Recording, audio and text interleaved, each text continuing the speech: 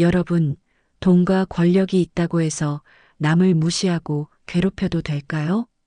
오늘 제가 들려드릴 이야기는 1997년 IMF 외환위기로 모든 것을 잃은 한 소녀의 실화 같은 이야기입니다. 17살 서연이는 아버지의 봉제 공장이 부도나자 가족의 빚을 갚기 위해 채권자의 딸 하진이의 하녀로 들어가게 됩니다. 같은 나이, 같은 학교를 다니면서도 한 명은 주인, 한 명은 하녀가 되어버린 두 조녀. 학교에서 만나도 절대 아는 척하지 마. 창피하니까. 너는 그냥 우리 집 하녀일 뿐이야. 하진이는 서연이를 철저히 무시하고 괴롭혔습니다. 학교에서는 빚쟁이 딸이라고 소문을 퍼뜨려 따돌림을 당하게 만들었죠. 그런데 서연이에게는 누구도 몰랐던 놀라운 재능이 있었습니다. 바로 패션 디자인 감각이었죠.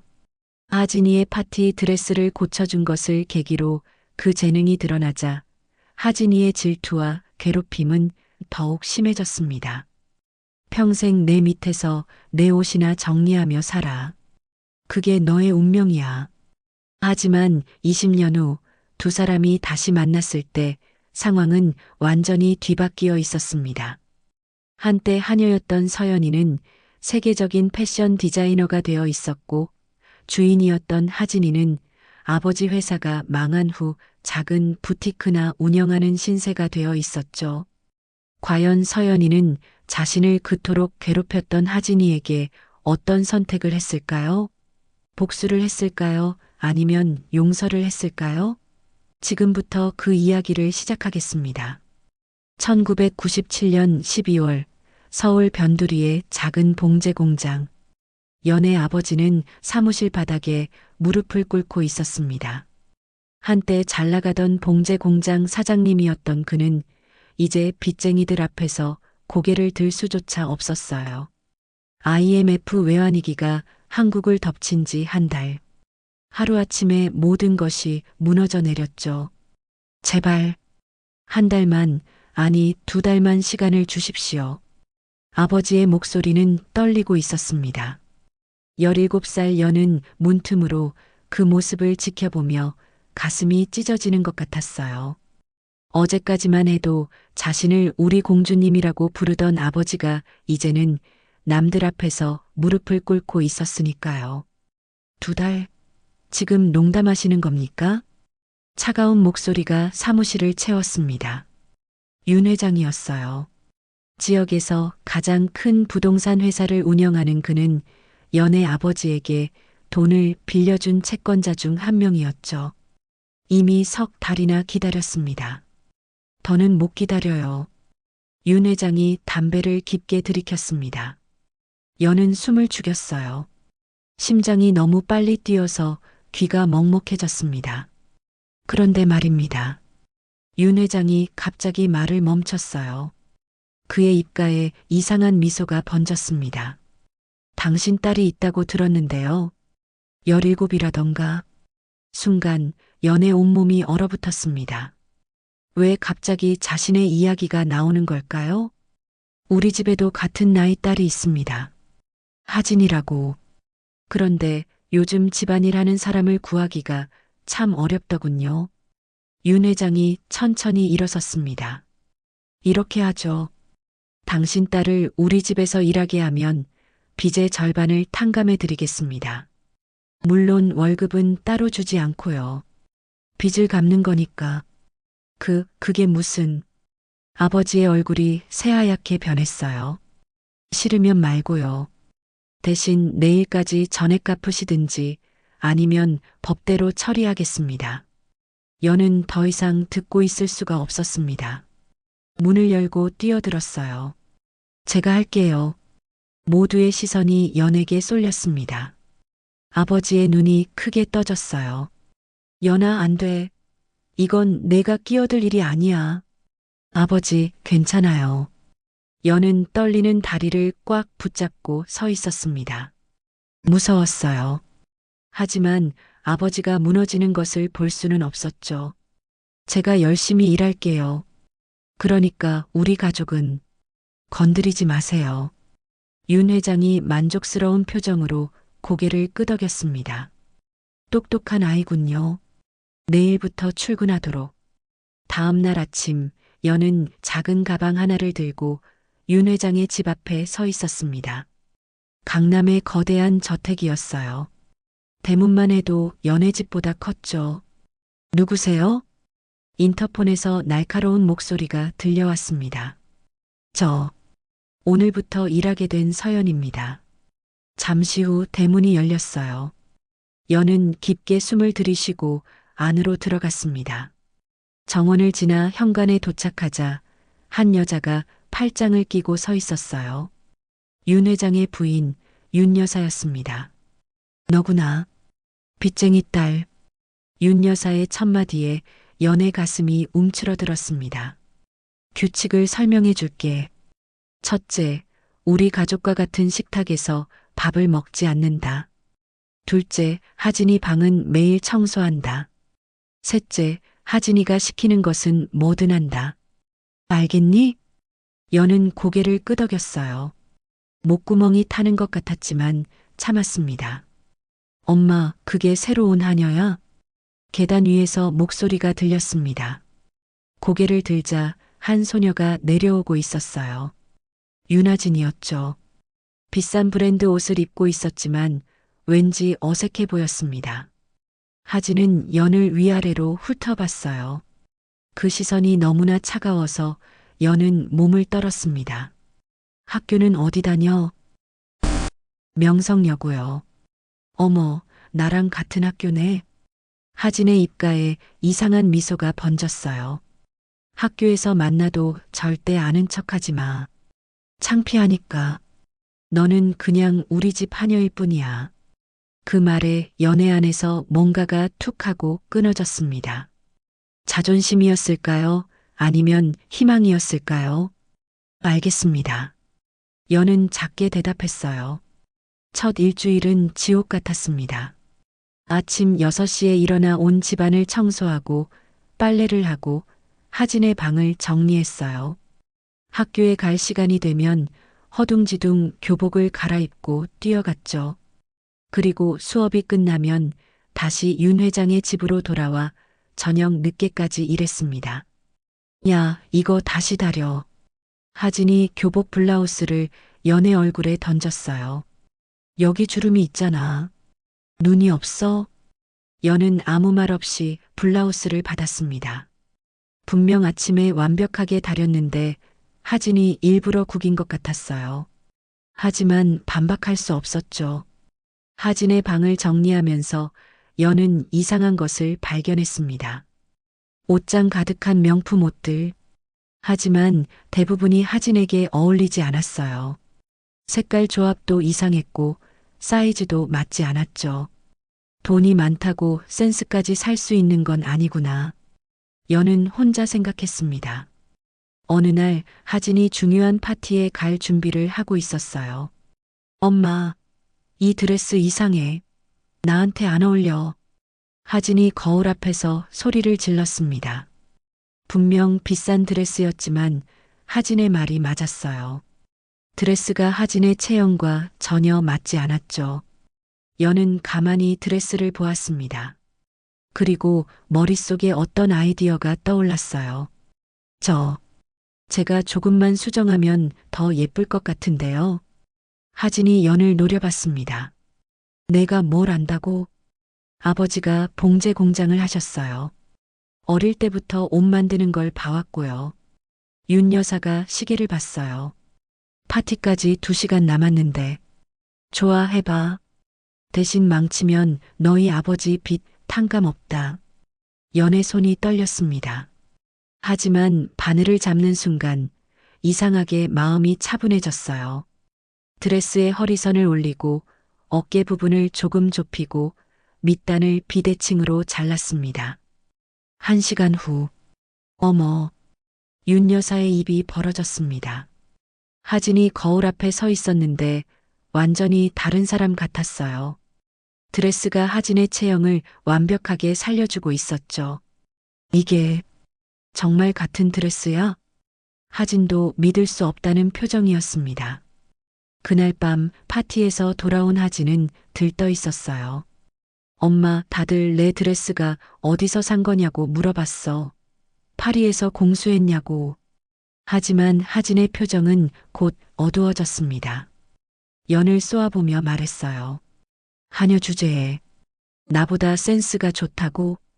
그날 밤부터 하진의 괴롭힘은 더 심해졌습니다. 이 옷도 고쳐. 이것도, 이것도 다.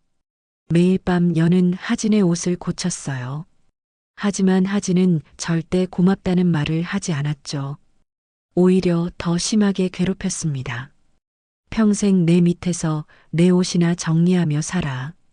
그게 내 운명이야. 연은 눈물을 참으며 바늘을 움직였습니다. 하지만 마음 한구석에서는 작은 불꽃이 타오르고 있었어요. 언젠가는 내가 디자인한 옷을 세상 사람들이 입는 날이 올 거야. 창밖에는 겨울비가 내리고 있었습니다. 연의 17살 겨울은 그렇게 춥고 외롭게 지나가고 있었어요. 봄이 왔지만 연의 마음은 여전히 겨울이었습니다. 윤 회장의 집에서 일한 지 넉 달째. 매일이 똑같았어요. 새벽에 일어나 청소하고 학교에 갔다가 다시 돌아와 밤늦게까지 일했죠. 하진의 괴롭힘도 날이 갈수록 심해졌습니다. 그런데 이상한 일이 일어났어요. 하진이 입는 옷들이 점점 예뻐지고 있었습니다. 연이 매일 밤 몰래 수선하고 리폼한 덕분이었죠. 소매를 조금 줄이고 단추 위치를 바꾸고 작은 장식을 더했을 뿐인데 옷이 완전히 달라 보였어요. 하진아, 요즘 내가 정말 예뻐졌어. 학교에서 친구들이 하진을 칭찬했습니다. 하진은 우쭐했어요. 하지만 그 칭찬이 연의 손끝에서 나왔다는 걸 아는 사람은 아무도 없었죠. 5월의 어느 날 하진에게 중요한 행사가 생겼습니다. 아버지 회사의 창립 기념 파티였어요. 서울에 내로라 하는 사람들이 모두 모이는 자리였죠. 엄마, 뭘 입어야 할지 모르겠어요. 하진이 옷장 앞에서 발을 동동 굴렀습니다. 수십 벌의 드레스가 있었지만 마음에 드는 게 하나도 없었어요. 새로 사야 하나? 윤 여사가 한숨을 쉬었습니다. 바로 그때 연이 조심스럽게 입을 열었어요. 제가 만들어 드릴까요? 두 사람이 동시에 연을 돌아봤습니다. 하진의 눈이 불꽃처럼 타올랐어요. 내가 감히 이미 있는 드레스 3개를 합쳐서 새로운 걸 만들 수 있어요. 파티까지 이틀 남았으니까 가능할 것 같은데요. 윤 여사가 시계를 봤습니다. 백화점은 이미 문을 닫았고 온라인 주문도 늦었어요. 좋아. 해봐. 대신 실패하면 알고 있습니다. 연은 하진의 방으로 가서 드레스 3벌을 골랐어요. 파란색, 은색, 그리고 검은색. 그리고 이틀 밤을 꼬박 세웠습니다. 가위로 자르고 바늘로 꿰매고 다시 뜯어내고 연의 손가락은 바늘에 찔려 피가 났지만 멈추지 않았어요. 머릿속에는 완성된 드레스의 모습이 선명하게 그려져 있었죠. 파티 당일 아침. 이게 뭐야? 하진이 드레스를 보고 숨을 멈췄습니다. 은은한 푸른빛이 도는 드레스였어요. 윗부분은 몸에 딱 맞고 아래는 구름처럼 퍼졌죠. 걸을 때마다 은색 장식이 별처럼 반짝였습니다. 마치 밤하늘을 입은 것 같았어요. 이게 어떻게 가능해?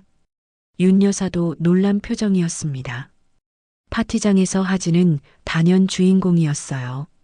모든 사람들의 시선이 그녀에게 쏠렸죠.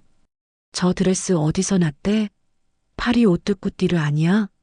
디자이너가 누구지? 사람들이 수군거렸습니다. 하진은 태어나서 처음으로 진짜 주목을 받았어요. 그녀의 얼굴이 빨갛게 달아올랐죠. 하지만 파티가 끝나고 집에 돌아온 하진의 표정은 싸늘했습니다. 너 일부러 그런 거지? 연이 고개를 들었어요. 하진의 눈에서 증오가 타오르고 있었습니다. 나를 조롱하려고, 하녀 주제에 나보다 재능이 있다는 걸 보여주려고. 아니에요, 전 그저. 탁! 하진의 손바닥이 연의 뺨을 때렸습니다. 연이 비틀거렸어요. 내일부터 학교에서 내 정체를 밝힐 거야. 내가 우리 집 하녀라는 걸, 빚쟁이 딸이라는 걸. 연의 가슴이 무너져 내렸습니다. 학교는 그녀의 유일한 도피처였어요. 그곳에서만큼은 평범한 학생일 수 있었죠. 제발, 그것만은. 싫어. 그럼 무릎 꿇고 빌어봐. 연은 천천히 무릎을 꿇었습니다. 자존심이 산산조각 났지만 학교에서마저 따돌림을 당할 수는 없었어요. 다음 날 하진은 약속을 지켰습니다. 얘들아, 재미있는 거 알려줄까? 점심시간 하진이 큰 소리로 말했어요. 서연이 있잖아. 걔가 우리 집에서 일해. 하녀로. 교실이 순식간에 조용해졌습니다. 모든 시선이 연에게 쏠렸어요. 진짜야? 빚 때문이래. 어머, 불쌍해. 수군거리는 소리가 연의 귀를 찔렀습니다. 연은 고개를 숙인 채 책상만 바라봤어요. 눈물이 났지만 울 수 없었죠. 그때였습니다. 서연아, 잠깐 나와 볼래? 미술 선생님이 교실 문 앞에 서 있었어요. 김 선생님은 학교에서 유일하게 연에게 관심을 보이는 사람이었죠. 미술실에서 김 선생님은 연의 스케치북을 펼쳤습니다. 수업 시간에 그린 옷 디자인들이 가득했어요. 이걸 내가 그린 거니? 연이 고개를 끄덕였습니다. 놀라워. 색감도 뛰어나고 구조도 완벽해. 너는 천부적인 재능이 있어. 선생님의 말에 연의 눈에서 눈물이 흘렀어요. 선생님, 저 같은 애가 무슨 디자이너가 되겠어요. 돈도 없고 집안도 엉망이고. 김 선생님이 연의 어깨에 손을 올렸습니다. 모든 위대한 디자이너들도 처음엔 아무것도 아니었어. 코코 샤넬도 고아원에서 자랐지. 중요한 건 재능과 열정이야. 선생님은 서랍에서 책 한 권을 꺼냈어요. 세계의 패션 디자이너들이라는 제목이었죠. 이걸 읽어봐. 그리고 꿈을 포기하지 마. 지금은 힘들어도 언젠가는 내가 디자인한 옷을 세상 사람들이 입게 될 거야. 연은 책을 가슴에 꼭 안았습니다. 작은 희망이 다시 피어올랐어요. 하지만 학교 생활은 지옥이 되어 갔습니다. 야, 하녀. 우리 집도 청소하러 올래? 돈 없으면 학교는 왜 다녀? 아이들의 조롱이 끊이지 않았어요. 점심시간에는 아무도 연과 밥을 먹으려 하지 않았죠. 연은 화장실 칸에 숨어서 혼자 김밥을 먹었습니다. 그래도 연은 견뎠어요. 매일 밤 김 선생님이 준 책을 읽으며 위로를 받았죠. 디오르, 발렌시아가, 알렉산더 맥퀸. 그들도 모두 힘든 시절을 겪었다는 걸 알게 되었습니다. 어느 날 밤 하진이 또 연을 불렀어요. 내일 학교 축제야. 패션쇼도 있고 나 대표로 나가기로 했어. 연이 고개를 들었습니다. 그런데 입을 옷이 마음에 안 들어. 내가 또 만들어. 시간이 없어요. 내일이잖아요. 그게 내가 걱정할 일이야? 밤새서라도 만들어. 하진이 옷감 더미를 연에게 던졌습니다. 연은 한숨을 쉬며 바늘을 들었어요. 하지만 이번엔 달랐습니다. 일부러 조금 이상하게 만들기로 했죠. 너무 티나지 않게, 하지만 분명히 어색하게. 다음 날 패션쇼에서 하진은 망신을 당했습니다. 뭐야, 저 옷? 촌스러워. 하진이 센스가 저렇게 없었나? 하진의 얼굴이 새빨갛게 변했어요.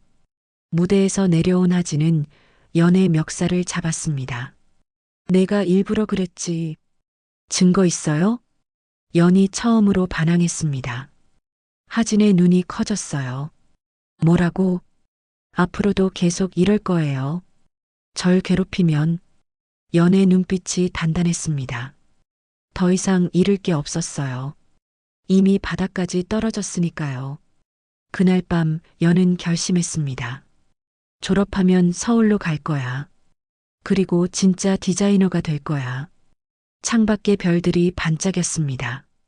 마치 연의 꿈을 응원하는 것처럼. 1999년 2월 졸업식 날. 연은 체육관 한 구석에 혼자 서 있었습니다. 다른 학생들은 가족과 함께 사진을 찍고 있었지만 연의 부모님은 오지 못했어요. 여전히 빚에 쫓기고 있었으니까요. 야, 하녀. 하진이 친구들과 함께 다가왔습니다. 비싼 정장을 입은 하진은 마치 승리자처럼 보였어요. 대학은 어디 가니?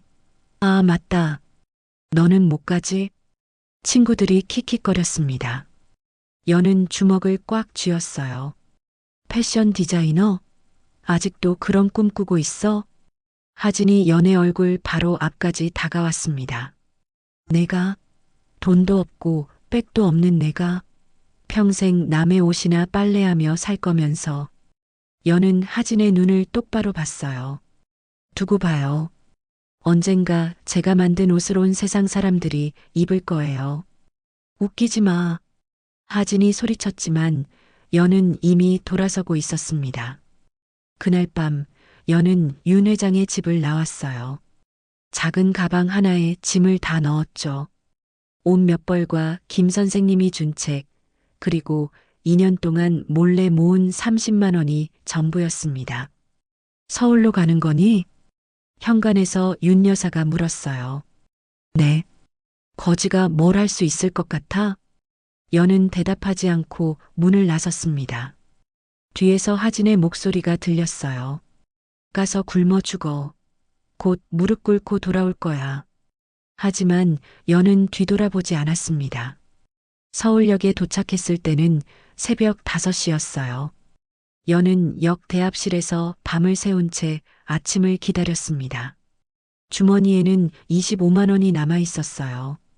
이 돈으로 방을 구하고 일자리를 찾아야 했죠. 동대문 시장으로 갔습니다. 새벽부터 북적이는 시장의 활기가 연을 압도했어요. 어디서부터 시작해야 할지 막막했죠. 아가씨, 일할 사람 찾아? 한 아주머니가 연에게 말을 걸었어요. 작은 의류 도매상을 운영하는 박 사장이었습니다.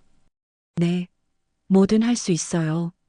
연의 절박한 표정을 본 박 사장이 고개를 끄덕였어요. 월급은 50만 원. 숙식은 알아서 해결하고. 할 수 있겠어? 네, 감사합니다. 연은 90도로 인사했습니다. 일은 상상보다 힘들었어요. 새벽 4시에 출근해서 밤 10시까지 일했죠. 무거운 옷박스를 나르고 재고를 정리하고 손님들에게 옷을 보여주는 일이었습니다. 처음 받은 월급으로 연은 반지하 고시원을 구했어요. 곰팡이 냄새가 났지만 연에게는 궁전 같았습니다. 처음으로 가진 자신만의 공간이었으니까요. 밤마다 연은 스케치북에 디자인을 그렸어요. 낮에 본 옷들을 응용해서 새로운 디자인을 만들었죠. 손가락이 아파도 멈추지 않았습니다. 6개월이 지난 어느 날, 너 그림 그리는 거 봤어.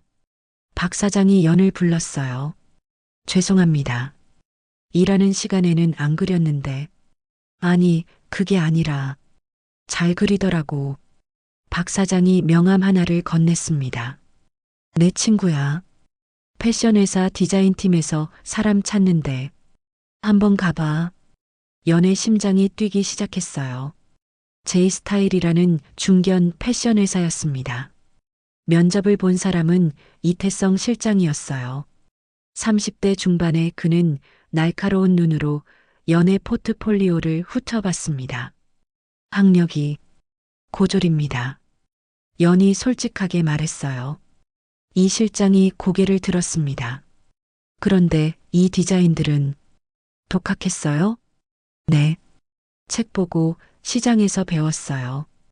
이 실장이 한 장의 스케치를 들어 올렸습니다. 연이 가장 공들여 그린 드레스 디자인이었어요. 이 색감, 이 실루엣. 정말 고졸이 그렸다고? 연은 고개를 끄덕였습니다. 당신에게는 타고난 감각이 있어요. 학력은 중요하지 않아. 이 실장이 일어섰어요. 내일부터 출근하세요. 처음엔 어시스턴트부터 시작하지만 실력을 보여주면 기회를 줄게요. 연의 눈에서 눈물이 흘렀습니다. 꿈에 한 발짝 다가선 순간이었어요. 제 스타일에서의 생활도 쉽지 않았습니다. 야, 고졸. 지방 출신이래. 어떻게 여기 들어왔대? 다른 디자이너들의 시선이 차가웠어요. 대부분 유학파 출신이었죠. 연은 또다시 외톨이가 되었습니다. 하지만 연은 포기하지 않았어요. 누구보다 일찍 출근하고 가장 늦게 퇴근했습니다. 주말에도 회사에 나와 연습했죠. 서연 씨, 어느 날 이 실장이 연을 불렀어요. 다음 시즌 컬렉션에 내 디자인 하나를 넣어보려고 해. 연의 심장이 멈출 것 같았습니다. 정말요? 대신 실패하면 책임도 내가 져야 해. 연은 한 달 동안 잠도 제대로 자지 못했어요. 수백 번 그리고 지우기를 반복했죠. 그리고 마침내 완성했습니다. 심플하면서도 우아한 원피스였어요. 제품이 출시되던 날, 연은 백화점으로 달려갔습니다. 처음 몇 시간은 아무도 관심을 보이지 않았어요. 연의 마음이 무너져 내렸죠.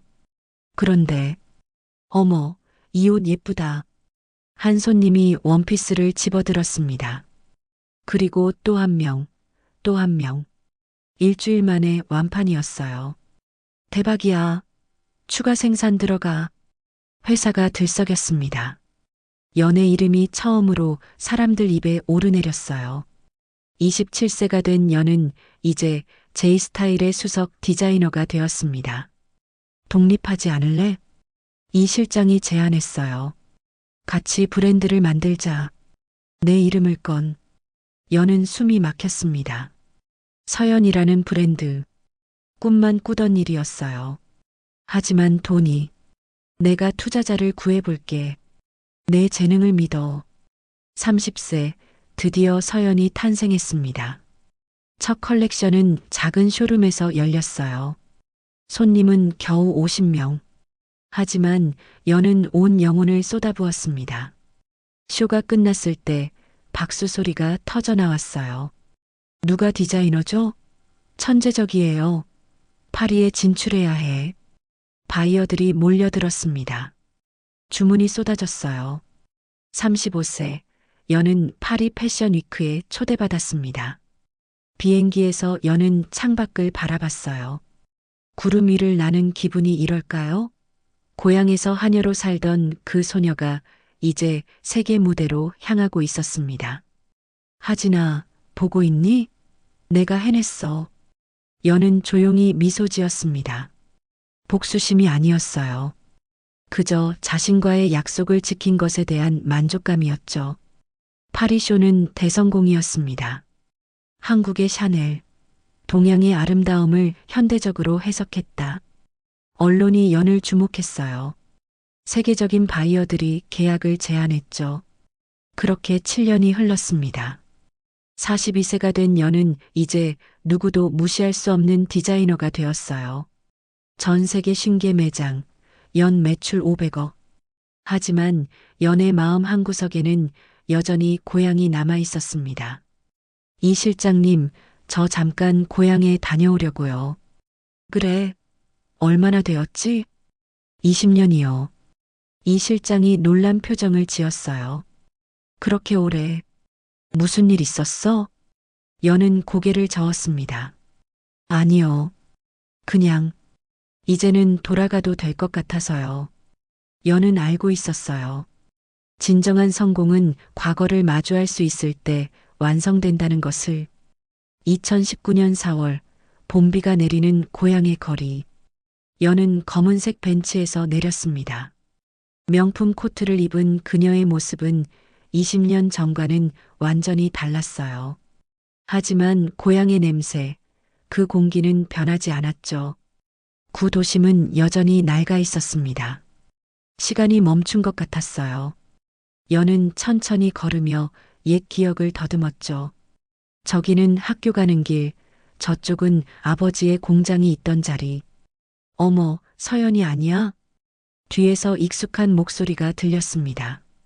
돌아보니 고등학교 동창 민주가 서 있었어요. 시장에서 옷가게를 운영한다는 민주는 여전히 고향에 살고 있었죠. 정말 서연이 맞네. 어떻게 이렇게 변했어? 민주의 눈이 연의 옷차림을 훑었습니다. 연은 담담하게 미소 지었어요. 오랜만이야, 민주야. 서울 간다더니 잘 됐나 보네. 뭐 하고 있어? 연이 대답하려는 순간 또 다른 목소리가 들렸습니다. 민주야, 누구랑 얘기해? 하진이었어요. 20년의 세월은 하진도 변화시켰습니다. 한때 반짝이던 그녀의 눈은 이제 지쳐 보였고 비싼 옷을 입었지만 어딘가 초라해 보였죠. 하진의 시선이 연에게 멈췄습니다. 몇 초간 침묵이 흘렀어요. 너, 서연이? 하진의 목소리가 떨렸습니다. 안녕, 하진아. 연은 담담하게 인사했어요. 하진의 얼굴이 굳어졌습니다. 뭐야, 정말 서연이 맞아? 우리 집 하녀. 하진이 말을 멈췄습니다. 연의 차림새가 너무나 고급스러웠으니까요. 그래도 예전보다는 나아 보이네. 서울 가서 뭐 했어? 옷가게 점원? 하진의 목소리에는 여전히 조롱이 담겨 있었어요. 하지만 예전처럼 날카롭지는 않았죠. 오히려 불안해 보였습니다. 그런 거야. 연은 굳이 설명하지 않았어요. 민주가 끼어들었습니다. 하진이 아버지 회사는 몇 년 전에 망했어. 지금은 하진이가 부티크 하나 운영하고 있지. 하진의 얼굴이 빨개졌어요. 쓸데없는 소리 하지 마. 그때 연의 휴대폰이 울렸습니다. 네, 이 실장님. 아, 내일 회의요? 알겠습니다. 파리 바이어들과 미팅은 다음 주로 미뤄주세요. 통화를 끝낸 연을 하진과 민주가 놀란 표정으로 바라봤어요. 파리 바이어? 민주가 물었습니다. 일 때문에. 참, 나 가봐야 해. 연이 돌아서려는데 하진이 불렀어요. 잠깐, 너, 내일 시간 있어? 연이 돌아봤습니다. 왜? 그냥, 오랜만에 만났는데, 우리 집에 차나 한잔 하러 와. 하진의 목소리에는 묘한 계산이 담겨 있었어요. 연은 그것을 눈치챘지만 고개를 끄덕였습니다. 좋아. 다음 날 연은 하진의 집을 찾았습니다. 20년 전 그 대저택은 이제 작은 아파트로 바뀌어 있었어요. 현관문을 열고 들어가자 거실에 여러 사람이 모여 있었습니다. 하진의 친척들과 친구들이었죠. 역시 함정이었구나. 연은 속으로 생각했습니다. 어머, 이분이 그 유명한 하녀. 한 중년 여성이 비웃듯 말했어요. 하진의 이모였습니다. 하진아, 정말 이 애가 너희 집에서 일했어? 네, 이모. 빚 때문에 2년 동안이나. 하진이 득에양양한 표정으로 말했어요. 서연아, 앉아. 차라도 마시면서 얘기하자. 연은 조용히 앉았습니다. 주변의 시선이 따가웠지만 표정은 변하지 않았어요. 그래, 서울에서 뭐 하고 있니? 하진이 물었습니다. 패션 일하고 있어. 패션? 정말? 하진이 코웃음을 쳤어요. 옷가게 점원이면 점원이라고 해. 무슨 패션이야? 친척들이 킥킥거렸습니다. 예전처럼 우리 옷 좀 정리해 줄래? 하진이 갑자기 말했어요. 요즘 가정부들은 믿을 수가 없어서. 내가 일 잘했잖아. 순간 거실이 조용해졌습니다. 모두가 연의 반응을 기다리고 있었죠. 연은 천천히 일어섰어요. 미안하지만 오늘은 내가 손님이야. 뭐? 하진의 눈이 커졌습니다. 너 지금 나한테 반말해? 우리 같은 나이잖아. 그리고 난 더 이상 내 하녀가 아니야. 연의 목소리는 차분했지만 단호했어요. 감히. 하진이 일어서려는 순간 연의 휴대폰이 울렸습니다. 여보세요? 아, 김 기자님. 내일 인터뷰요? 네, 시간 괜찮습니다. 서연 브랜드의 20주년 특집이요? 감사합니다. 통화를 끝낸 연을 모두가 멍하게 바라봤어요. 서연? 그 유명한 브랜드? 민주가 놀라서 외쳤습니다. 설마, 내가 그 서연? 하진의 얼굴이 하얗게 변했어요. 떨리는 손으로 휴대폰을 꺼내 검색했습니다. 그리고 화면에 뜬 사진을 보고 숨이 멎을 것 같았죠. 서연 브랜드 대표 겸 수석 디자이너 서연. 파리 패션 위크에서 찍은 연애 사진이 크게 떴습니다. 이게 정말 너야? 하진의 목소리가 떨렸어요. 연은 가방을 들었습니다. 나가볼게. 내일 일정이 있어서. 잠깐 기다려. 하진이 연의 팔을 잡았어요. 그 눈에는 절박함이 가득했습니다. 미안해. 그때 내가 정말 미안해. 연은 하진의 손을 부드럽게 떼어냈어요. 괜찮아. 다 지난 일이야. 아니야. 난 정말. 하진의 눈에서 눈물이 흘렀습니다. 20년 만에 처음 보는 눈물이었어요. 내가 떠난 후에 깨달았어. 내가 얼마나 못된 사람이었는지, 너한테 얼마나 끔찍한 짓을 했는지. 연은 하진을 바라봤습니다. 한때 자신을 그토록 괴롭혔던 사람. 하지만 지금은 그저 불쌍해 보였어요. 하진아, 과거는 과거야. 우리 모두 변했어. 너는 나를 용서할 수 있어? 하진이 울먹이며 물었습니다. 연은 잠시 생각했어요. 용서. 쉽지 않은 단어였죠. 하지만 내일 구도심 재개발 설명회가 있어. 거기 와볼래? 하진이 고개를 들었어요. 재개발? 내가 투자자 중 한 명이야. 와서 들어봐. 너한테도 제안할 게 있어. 연은 그렇게 말하고 집을 나섰습니다. 집으로 돌아가는 길, 연은 오래된 거리를 걸었어요. 여기서 울었고, 저기서 넘어졌고, 그 모퉁이에서 꿈을 꿨죠. 이제는 모든 게 작아 보였습니다. 하지만 이 작은 거리가 연을 강하게 만들었어요. 내일이면 모든 게 밝혀지겠지. 연은 하늘을 올려다봤습니다. 별이 반짝이고 있었어요. 20년 전 그날 밤처럼. 하지만 이제 연은 더 이상 그 별을 부러워하지 않았습니다. 자신이 이미 별이 되었으니까요. 휴대폰이 울렸어요. 이 실장이었습니다. 내일 발표 준비는 다 됐어? 네, 걱정 마세요. 고향 사람들이 놀라겠는데? 연은 미소 지었어요. 그럴 거예요. 하지만 놀라게 하려는 게 목적은 아니에요. 그럼 화해요. 진짜 화해. 이 실장이 잠시 침묵했습니다. 너답다. 성공한 사람만이 할 수 있는 선택이야. 연은 고개를 끄덕였어요. 내일 모든 진실이 공개될 것입니다. 그리고 새로운 시작이 될 거예요. 복수가 아닌 용서의 시작이. 재개발 설명회 당일 아침. 시청 대강당은 사람들로 가득 찼습니다. 구도심 상인들, 주민들, 그리고 지역 유지들까지 모두가 궁금해했어요. 대체 누가 이 낡은 동네에 거액을 투자한다는 걸까요? 하진은 맨 뒷줄에 앉아 있었습니다. 밤새 잠을 못 잔 듯 눈가가 부어 있었어요. 옆에는 민주와 다른 동창들도 있었죠. 정말 서연이가 온다는 거야? 민주가 속삭였습니다. 그 유명한 디자이너가 왜 여기에? 바로 그때 무대 위로 한 여성이 올라갔습니다. 정장을 입은 연이었어요. 단정하면서도 우아한 모습에 강당이 술렁였습니다. 안녕하세요. 저는 서연 브랜드의 대표 서연입니다. 마이크를 통해 울려 퍼지는 연의 목소리는 차분했어요. 하지만 그 안에는 단단한 힘이 있었죠. 오늘 여러분께 새로운 제안을 드리려고 이 자리에 섰습니다.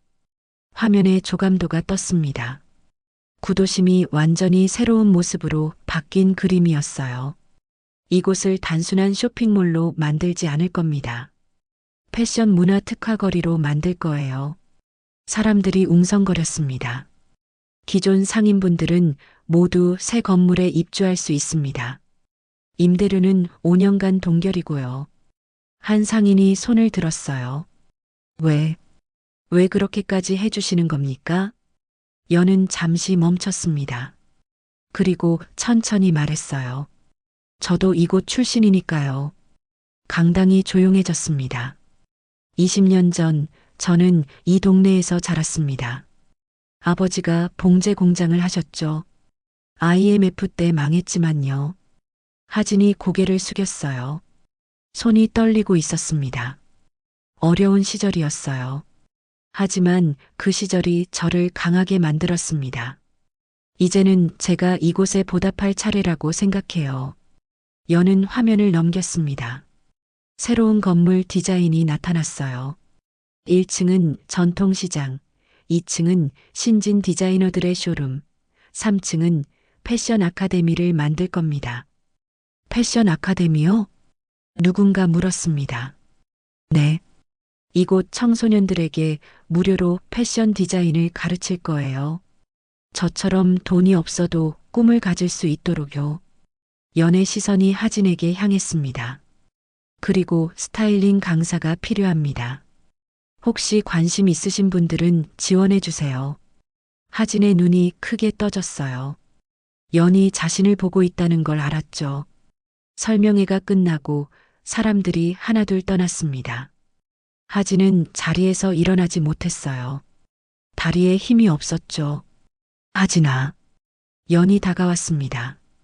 어제 말한 제안 진심이야.